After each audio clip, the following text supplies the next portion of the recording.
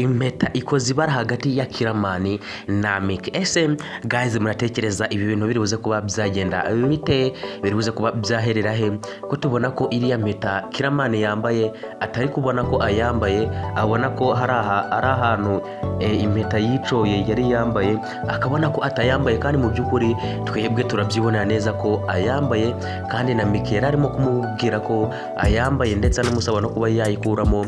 Mu gihe yagerageje kuba yayimukuramo yanga kuba yamuvamo. Ese iyi mpeta muratekereza bizaba byagenda bite?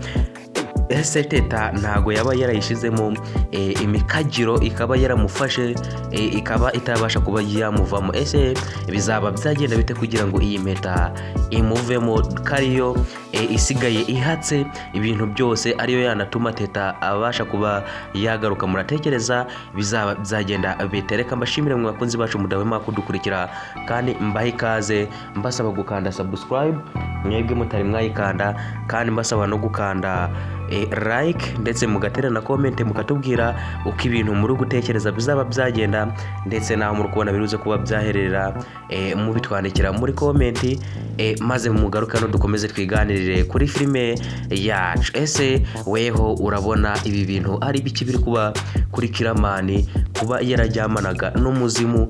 Muratekereza ibi bintu ari biki?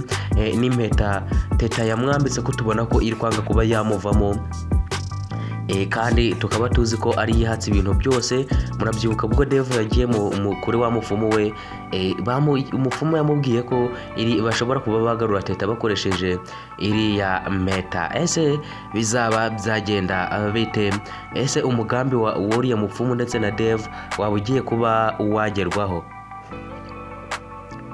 Ndabasaba kugira ngo mubitwandikire muri comment mutubwire ko muri kubibona ndetse n'ukuntu mutekereza bizaba byagenda, maze dukomeze turyoherwa na filime yacu daho muresiga ibintu birushaho kuba byagenda neza. Ku rundi ruhande mwabonye ukuntu Dev yaje hariya kwa Kiramani, arahagera yaje arimo akebera, sinzi niba kiriya gipupe ahise afata aricyo yashakaga, ariko yaje arimo gukebaguza areba hirya no hino, maze arebye nko hirya ababonye cya gipupe aho bagitaye, maze ahita agifata, maze mwahise mubona ukuntu yahise yishima cyane, maze araseka. Mwabonye ko bimushimishije kuba akibonye. Ese muratekereza agiye kuba yakimaze iki, ko tubonye ko bimunejeje cyane kuba akibonye? Kandi turabyiboneye neza ubwo yashakaga kuba yagenda ngo asohoke muri rwa rugo, ndetse mwabonaga ko yari yishimye cyane, ibyishimo ari byinshi kuba yarabonye kiriya gipupe. Maze aragenda, akigera mu mbuga nibwo Meek yahise asohoka, maze arasakuza cyane avuza induru, arimo avuga ati ni mu ntabare. Murabyibuka ko Dev ari we wari waramushimutishije, yaramushimuse ndetse yari yanaramuboshye. Mwabonye ahantu yari yaramuboheye, karuka Imana yabibayemo, umuntu yari yaramurindishije akamucikisha, maze akamuha ibihumbi 400.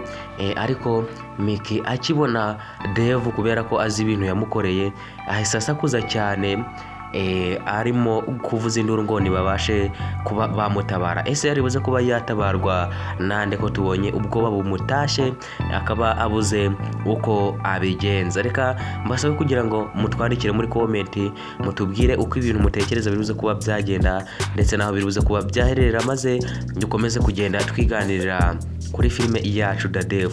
Reka mbashimire kandi mwakomeje kubana natwe muri kiganiro, nkomeza kukwibutsa gukanda subscribe utari wayikanda, kandi mbabwira ngo ciao ciao, naho butaha duhurire mu bindi biganiro bikurikira, dukomeza turyoherwa na filime yacu.